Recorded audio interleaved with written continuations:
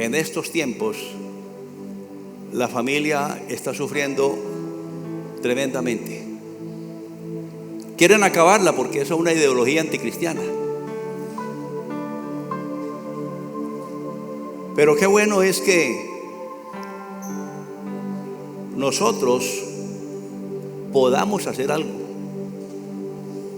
Lo primero que podemos hacer es pedirle a Dios que nos ayude.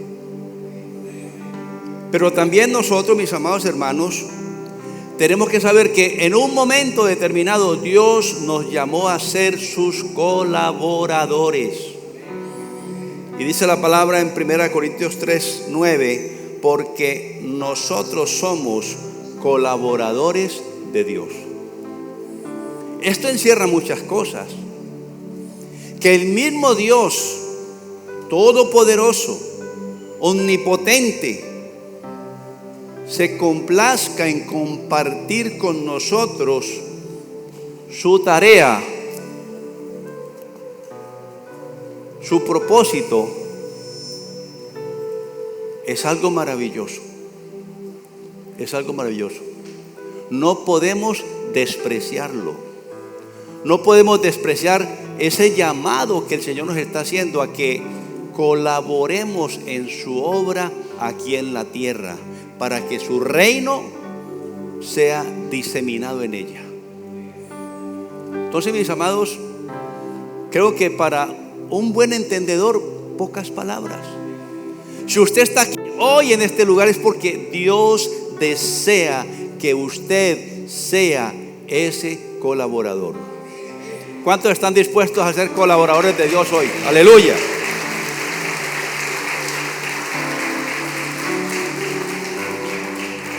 Y alguien dirá, pero ¿yo qué puedo hacer? ¿Qué puedo hacer yo? ¿En qué colaboro yo? Predicar el evangelio, ganar almas, hacer que los necesitados, que aquellos que necesitan de Dios lleguen a sus pies, hacer que aquellos que están muertos lleguen a los pies de Jesús y nuevamente tomen vida. Hacer, mis amados hermanos, un puente para salvación de muchos. Si usted ya recibió a Cristo en su corazón y en usted vive el Espíritu Santo, usted es libre y por supuesto es salvo. Pero aquel que todavía no y que lo niega y que la palabra dice que está condenado. Entonces ya no es por nosotros, es por quién, por los que están condenados. Hay gente que está condenada en vida porque no han aceptado el llamado de Dios, no han aceptado la gracia de Dios. No sé qué están esperando. Ya las señales están dadas. Ya la venida del Señor está muy, pero muy próxima. Si uno se pone a ver todas estas señales, se da cuenta, mis amados hermanos, que definitivamente esto se acabó. Esto se acabó. Pero ¿qué más podemos hacer nosotros mientras esto se acaba? Y hay un problema, y es que muchos ya aceptando a Cristo,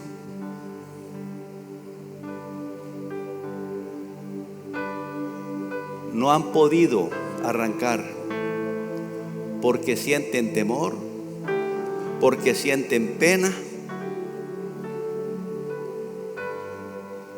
porque a otros les da vergüenza predicar el evangelio.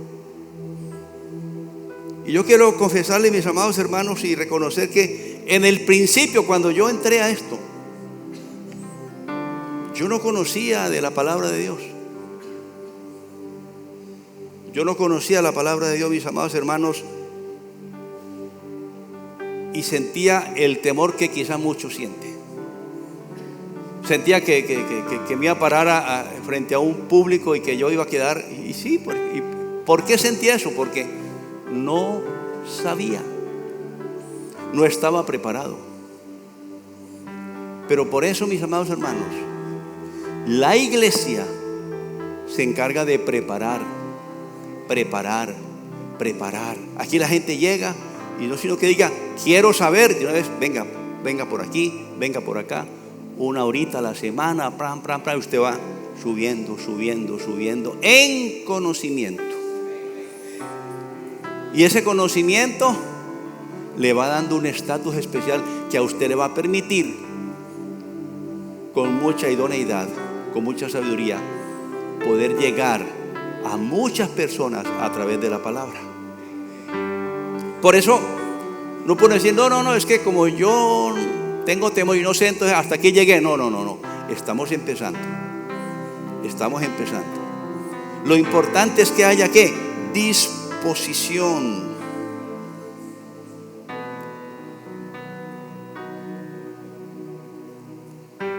Cuando usted sabe un tema, usted domina un tema cualquiera, usted puede hablar horas,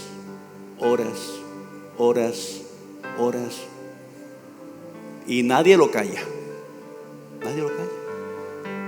Yo recuerdo mucho que estando en Barranquilla, por ahí del año 86 tal vez, yo me reunía todos los sábados con unos caballistas por ahí en una caballeriza de un gran amigo mío, y yo no era cristiano, pero andaba metido en el mundo de los caballos, y que el caballo, y que este es el campeón, y que el otro campeón, y que este está ahí, que la yegua no sé qué, y qué tal. Y nos sentábamos los sábados a las 6 de la tarde a tomar y hablar de caballos. Y nos daban las 6 de la mañana del domingo, y nosotros todavía ahí sentados hablando de caballos. Y hable. Y eso es lo que yo digo ahora. Si yo lo hacía antes en otro tema que era menos relevante, por supuesto, ¿por qué no hacerlo ahora cuando estamos hablando es de la verdad? Entonces yo creo que ahí es donde toca poner un poquito de atención y decir, esto tiene razón. Si antes lo hacía con cantidad de basura que había, ¿por qué no hacerlo ahora cuando lo que estamos proclamando, llevando, entregando es la verdad, es el evangelio, son las buenas noticias, es todo esto que va a hacer que muchos también sean redimidos? Amén. Entonces, mis amados hermanos, ¿cuál es el modelo bíblico? El modelo bíblico nos lo da Jesús, ¿cierto? Dice que Jesús primero se preparó. Ustedes saben que dicen que Él asistía a la sinagoga, ya era costumbre de Él durante toda su niñez, toda su juventud, como Él lo tenía por costumbre. Allí que estaba haciendo Él, preparándose. Pero un día cualquiera, cuando llegó el momento de su vida pública, en ese momento de preparación llegó al bautismo, por supuesto, y salió del bautismo, y lo primero que empezó a hacer, ¿qué fue?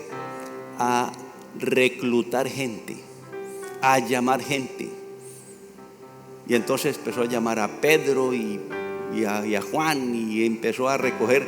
Primero hizo con 12. Pero ¿para qué lo llamó?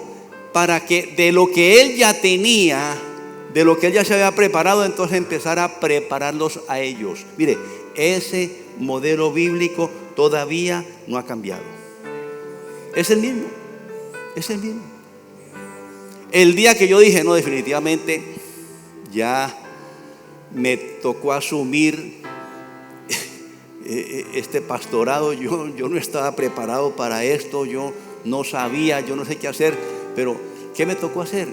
De manera rápida, cuando supe la responsabilidad que había en mí, empecé a leer la Biblia, libros de apoyo. Mire, no había congreso en este sector, por decir Colombia y países vecinos, donde yo no fuera a participar, porque me tocaba. Yo decía, ¿qué voy a dar yo si no tengo nada? Y empecé a participar y participar y participar. Congreso en tal parte, para allá volaba, para allá también.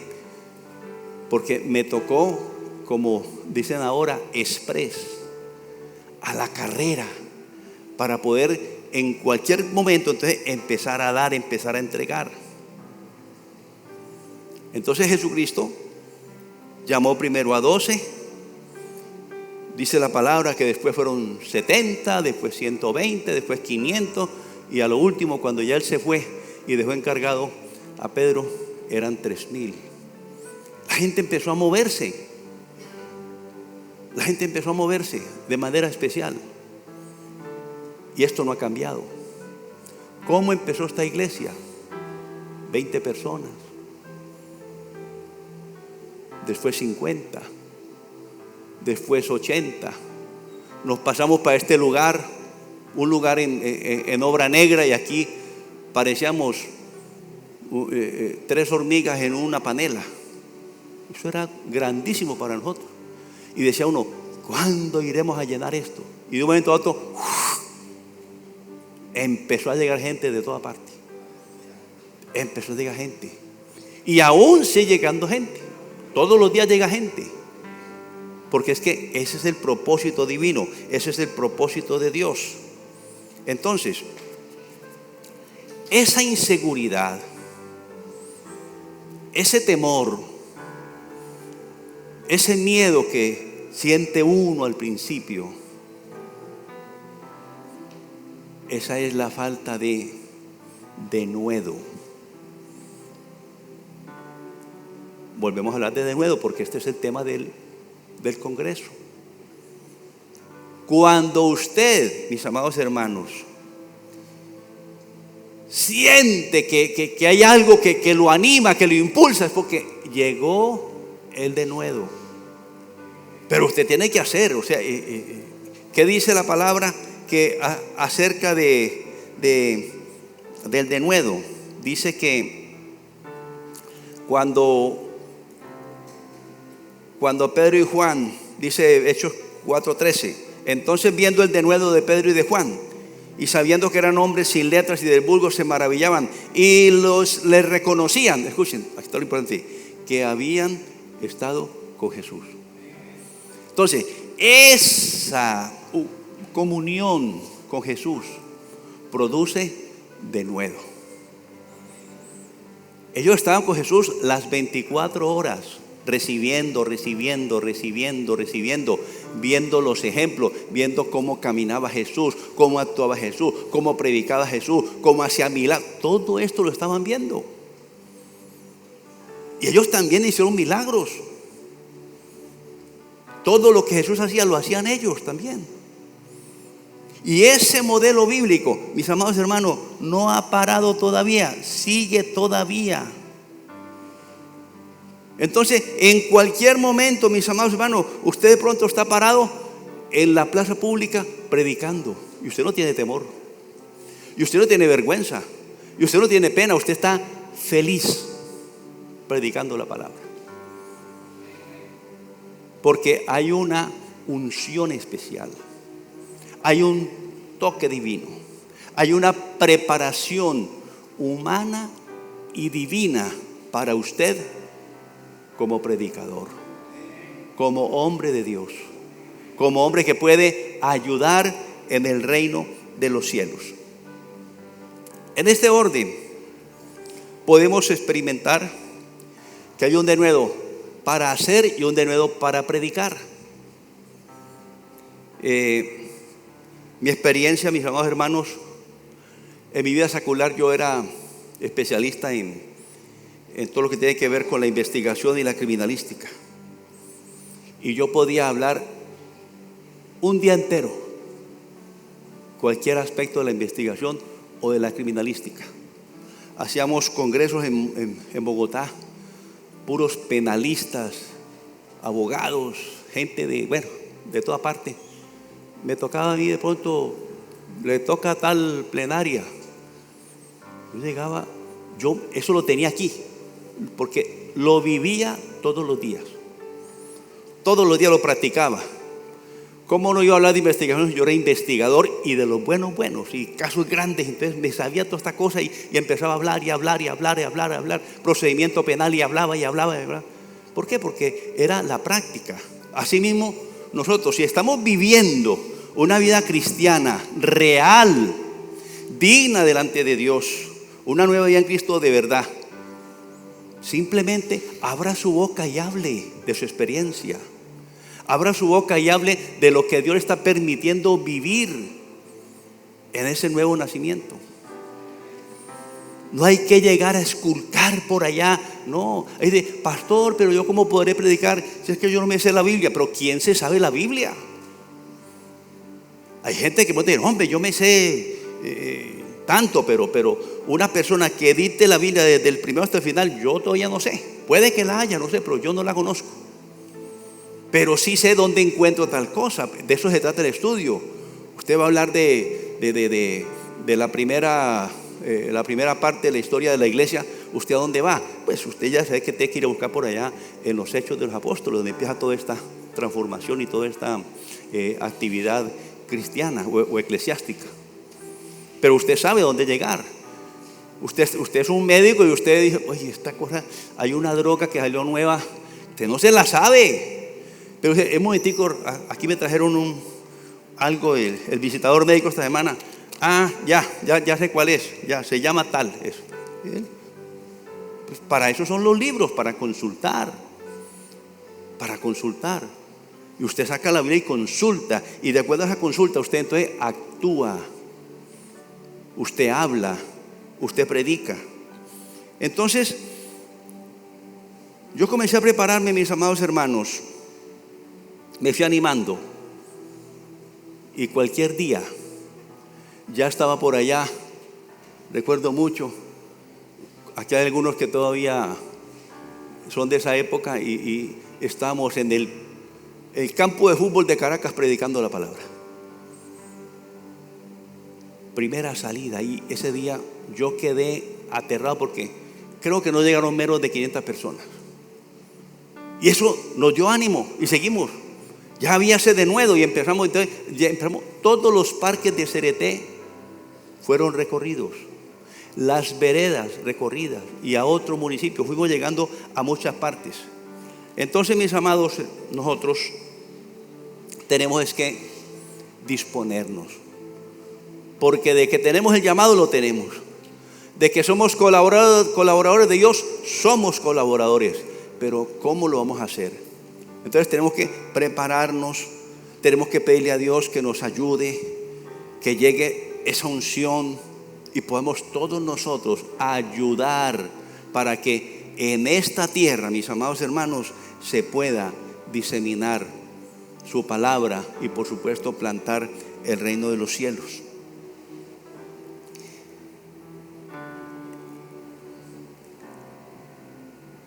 Jesús preparó muy bien a todas las personas que dejó aquí en la tierra y se despidió y se fue para el cielo.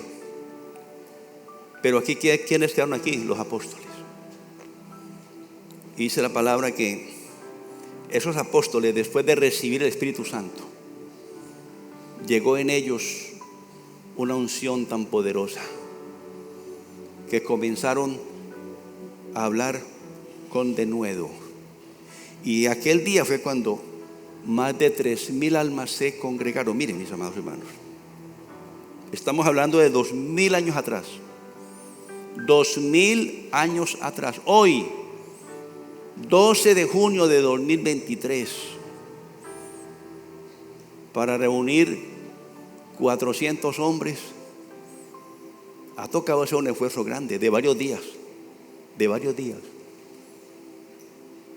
Pero aquí, 2,000 años atrás, fueron 3,000 personas. Esto quiere decir que el modelo no se ha acabado, que lo que Dios diseñó no se ha acabado. Pero yo estoy seguro que aquí hay un potencial que podría superar lo que en aquel momento era algo imposible, de reunir 3,000 personas en un solo momento y que todas fueran bautizadas y ganadas para Cristo. Entonces, este potencial que hay aquí, si se multiplica, Dios mío, no cabemos en Cereté. Y tenemos que hacer mucho porque hay mucho que hacer en Barcelona, hay mucho que hacer en Villaluz, hay mucho que hacer en Villa Clara, hay mucho que hacer en Rabo Largo, en El Zapal, en Montería, en Leticia, en Guaymarito, en el Recreo, en el Arroyo. Hay mucho trabajo por hacer. La gente está ávida de que lleguemos a ellos y les enseñemos la verdad.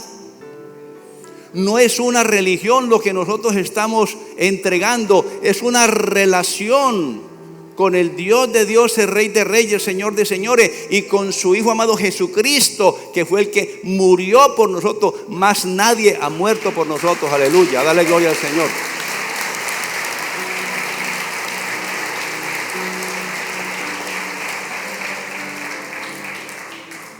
Entonces, hay hombres muy importantes en la Biblia que nos pueden ayudar a entender lo que quiere decir denuedo, que es la capacidad de hacer, el ánimo, el entusiasmo de hacer muchas cosas.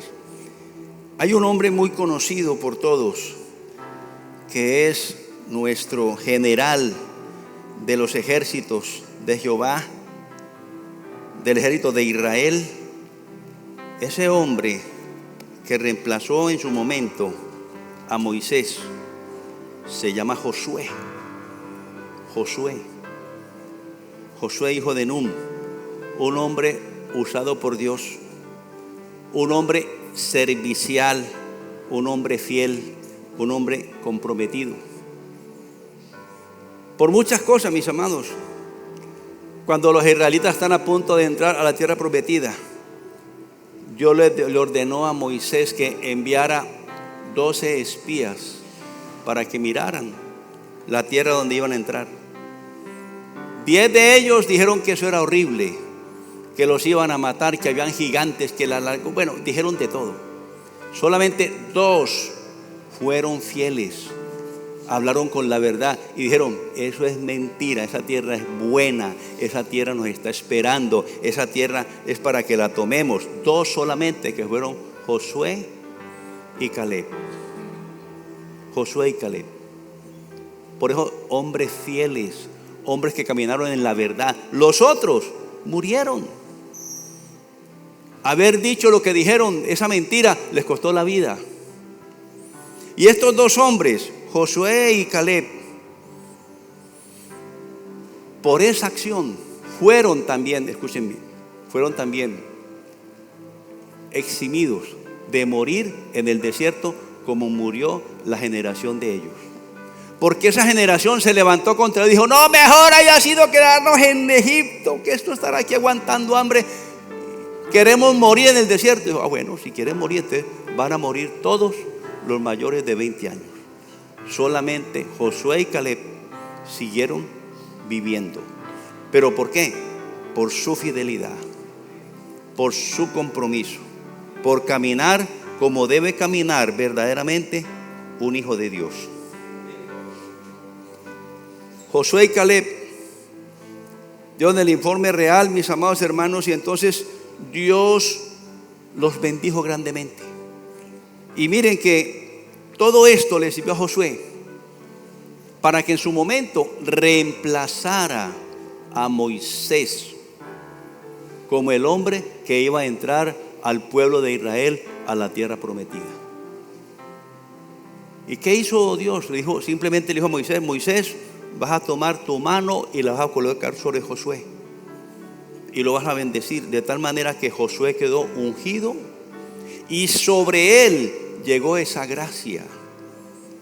El Señor dijo: Josué es un hombre lleno de espíritu. Y ese espíritu, ¿qué quiere decir? Que había comunión y había una oración permanente. Era un hombre de oración. Tan importante fue esto, mis amados hermanos, que ese denuedo, esa determinación, ese impulso, esa fuerza que Dios le dio, le sirvió para que una vez entrado a la tierra prometida, a Canaán, conquistó o derrotó 31 reyes. Conquistó toda esa tierra. ¿Quién lo hizo? Josué. Josué. Estaba bien preparado, pero la mayor preparación era que tenía denuedo, tenía fuerza, tenía determinación y Dios lo estaba apoyando. Si usted tiene la cobertura divina, usted lo tiene todo. Usted lo tiene todo. Ninguno de nosotros puede hacer algo por sí. Yo por sí mismo no puedo hacer nada si no tengo la cobertura divina. Puede que vaya, puede que camine, puede que diga, puede que hable, pero si no tengo cobertura divina, eso no prospera. Eso no prospera. Tenemos que ser parte de ese ejército. Tenemos que ser parte del ejército de Dios. Pero ahí está el problema, que hay gente que dice, yo también, pero en el momento de llevar una vida digna, entonces ya no quieren. Ay, entonces ¿qué hago con la cerveza? ¿Y qué hago con el licor? ¿Y qué hago con las otras 2 mujeres que tengo? ¿Y qué hago? Pues hay que arreglar su problema. Hay que arreglar su problema. Estamos hablando de salvación o condenación. No estamos hablando de un edicto, no estamos hablando de una condena terrenal. Estamos hablando de la vida eterna. Ya es hora de empezar entonces ¿a qué?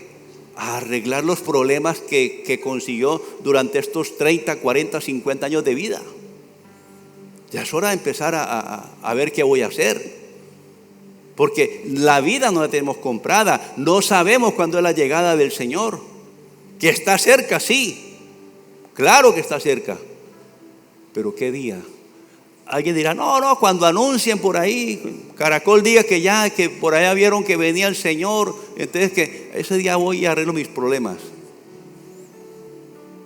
No es posible.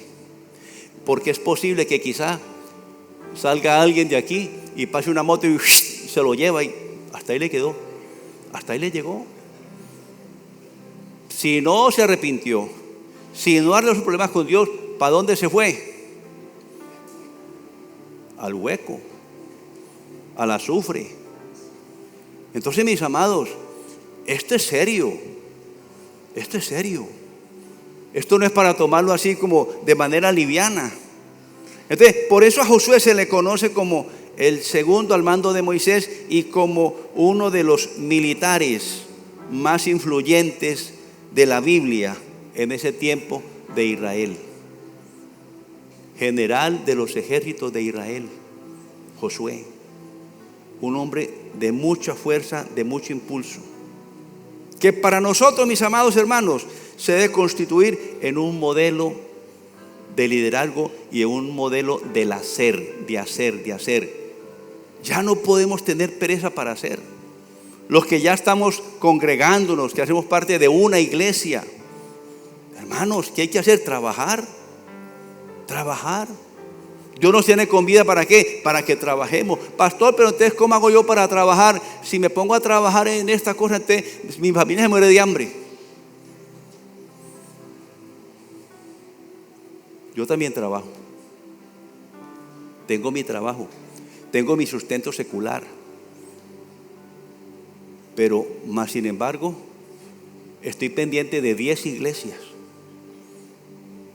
Y sigo trabajando. Y la mayor parte de mi tiempo se la entrego a las iglesias. Porque el resto ya Dios se encarga. La palabra dice, mas buscad primeramente el reino de Dios y su justicia. Y el resto, todas las cosas que yo necesito, vienen por añadidura. Dale gloria al Señor. Aleluya.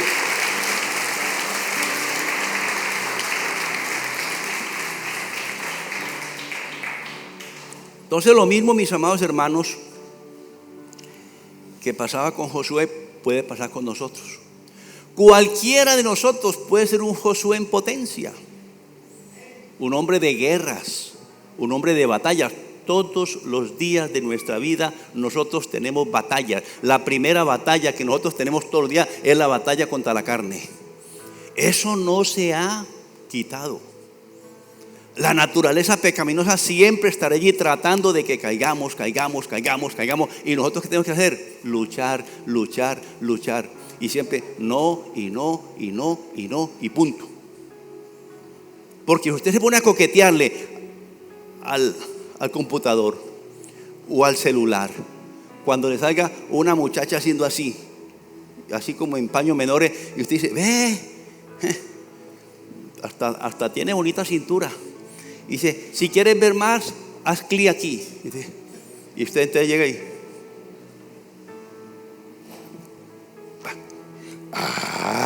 usted ya cayó. Ahí quedó listo. Como decía el pastor José ahora, lujuria. Ella se imagina con esa mujer. De eso se trata la pornografía. Sexo mental. De eso se trata. Y eso daña, claro que daña. Daña su relación con su esposa. Después va a querer ir a ver la esposa como vio la que está en esa foto, pues no la va a encontrar igual. Y va a decir, no, lo que tengo yo no me sirve. ¿Por qué? Porque está fijando en otras cosas que no son suyas.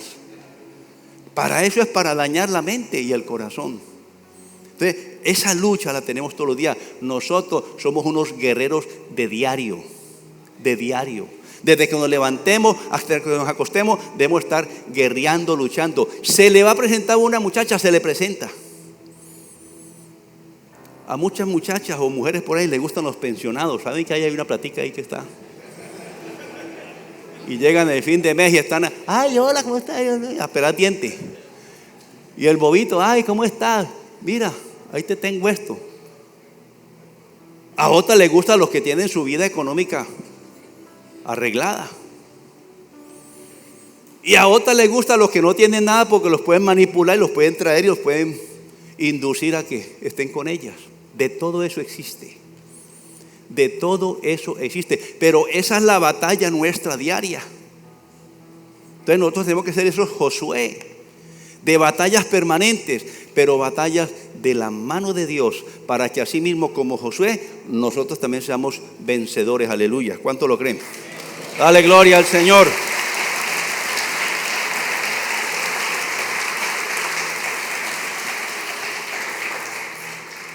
Fue tan importante Josué y su vida de liderazgo y su fe, que estando en plena batalla, dijo Josué 10:12, dice: entonces Josué habló a Jehová el día en que Jehová entregó al amorreo delante de los hijos de Israel, y dijo en presencia de los israelitas: sol, detente en Gabaón, y tu luna en el valle de Ajalón. Escuchen bien. Y el sol se detuvo y la luna se paró, hasta que la gente se hubo vengado de sus enemigos. Esto no es carreta. Esto no son fábulas. Esto es historia. Esto es historia. Historia de la humanidad. Esto pasó, esto ocurrió. Si ustedes quieren, busquen en Google, busquen por allá. Busquen científicamente qué dicen del día en que se paró el sol, según la Biblia. Ahí le van a decir. Ahí le van a decir que hace falta un día. Científicamente dicen, los científicos no han podido encontrar ese día. ¿Cuál es ese día? Ese. No corrió, se quedó ahí. Dio la vuelta completa y se quedó ahí parado. Búsquenlo. La misma ciencia está confirmando lo que dice la palabra. Entonces mire el poder que había de acuerdo a la fe. El poder que había de acuerdo a la disposición. Cuando Dios encuentra un hombre de fe, un hombre dispuesto, un hombre con denuedo, Dios lo ayuda. Dios le da su cobertura. Dios no lo deja que se burlen de él. Dios no lo deja en vergüenza, sino que lo ayuda para que todo esto se pueda cumplir. Entonces nosotros, mis amados hermanos, tenemos que buscar esa forma de hacer las cosas. ¿Hay un denuedo para hablar? Claro que sí. Y volvemos a hablar del apóstol Pablo. ¿Cómo podríamos nosotros hablar de denuedo y no tocar el apóstol Pablo, siendo que ese hombre, bueno, ya el pastor Josué lo describió con todos los detalles? Ya ustedes saben quién es Pablo. Pero tengo para decirles que Pablo era tan malo, pero creo que nosotros, todos nosotros, de pronto hemos sido más malos que Pablo. Pablo encarcelaba a los cristianos, participaba en su muerte, Todo esto lo hacía Él. Pero, ¿qué no hemos hecho nosotros? Mas sin embargo, Dios se fijó en Pablo. Mas sin embargo, Dios se ha fijado en cada uno de nosotros y nos tiene aquí. Si Dios no hubiera puesto sus ojos en todos nosotros, usted no estaría aquí. Usted estaría ahora por allá en el Capitolio, o en Coveñas, o en Montería, o en la Feria Ganadera, donde fuera, pero usted no estaría aquí. Pero Dios lo trajo para confirmarle el llamado, confirmarle el denuedo, confirmarle que usted es un hombre útil en el reino de los cielos. ¿Cuántos lo creen? Dale gloria al Señor.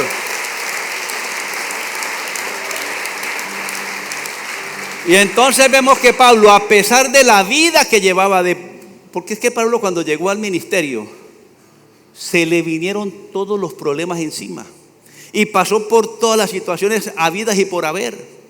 Apedreado, encarcelado. Dice aquí un resumen que dice: en azotes sin número, en cárceles más, en peligro de muerte muchas veces. De los judíos 5 veces he recibido 40 azotes menos 1. 3 veces he sido azotado con varas, 1 vez apedreado, 3 veces he padecido naufragio, 1 noche y 1 día he estado como náufrago en el mar, en caminos muchas veces, en peligro de ríos, en peligro de ladrones, en peligro de los de mi nación, en peligros de los gentiles, en peligros de la ciudad, peligros en el desierto, peligros en el mar, peligros entre falsos hermanos, en trabajo y fatiga, en muchos desvelos, en hambre y sed, en muchos ayunos, en frío y en desnudez. Pero ninguna de estas situaciones hizo que Pablo menguara. Siempre con la frente en alto, siempre predicando, siempre llegando a los perdidos, siempre dejándonos esto a nosotros como un ejemplo. Hay gente que dice: no, es que hoy no tuve ni tinto en la casa, pero vamos a ir a... No, ya no, porque... Hombre, levántese. El Señor sabe que usted está dispuesto. Vea, usted puede que no tenga un tinto en su casa, pero a la primera casa que llegue le va a tener una totumada de café así. Pero es que de pronto no lo hacemos. No, es que no puedo, porque no, hombre, sí puede, sí podemos hacerlo. No nos dejemos llevar por los obstáculos que el enemigo va a colocar en usted cuando él ve que usted va a comenzar a trabajar de una manera especial. Entonces, ¿cómo obtenemos ese denuedo? Caminando con Jesús todos los días. Ubíquese al lado de hombres que quieran trabajar. No se ubique al lado de una persona que tenga pereza. Si usted ve que en la iglesia hay uno como perezoso, dígale: no, yo para allá no me voy, vengo para acá uno que esté animado. Usted no se junte con el perezoso, ¿para qué? El perezoso ese tiene que mirar: uy, aquellos como van de bien, mire, allá van con esa tarima en el hombro, y yo aquí ¿qué hago? ¿Qué hago yo? Yo también me uno. Tiene que unirse. ¿Cuántos aquí han cargado la tarima en el hombro? Aquí la mayoría han ayudado a armar esa tarima que tenemos allá en la sede para ir a los barrios, para ir a las veredas, para ir a otras personas a predicar la palabra. Entonces, mis amados hermanos, esto, caminar con Jesús, estar con la gente positiva, con la gente que quiere trabajar, y sobre todo con la llenura del Espíritu Santo. El Espíritu Santo está en ti, pero qué bueno que el Señor nos llene, nos dé una llenura, nos dé un poco más, que sentamos nosotros, quedé renovado, quedé con fuerza, quedé listo para ir a la batalla. Y yo quiero que esa llenura la puedan hoy recibir de parte de Dios. Si usted está dispuesto a recibirla, usted la va a experimentar. Y yo sé que usted va a sentir que realmente ese Dios que lo trajo aquí, ese Dios lo quiere empoderar para la buena obra, como lo hizo con Josué, como lo hizo con Pablo. Entonces, mis amados hermanos, ¿están dispuestos a recibir esa llenura? ¿Están dispuestos a clamarle al Señor que envíe su Espíritu Santo con esa carga de llenura? Entonces vamos a ponernos de pie y vamos a orar.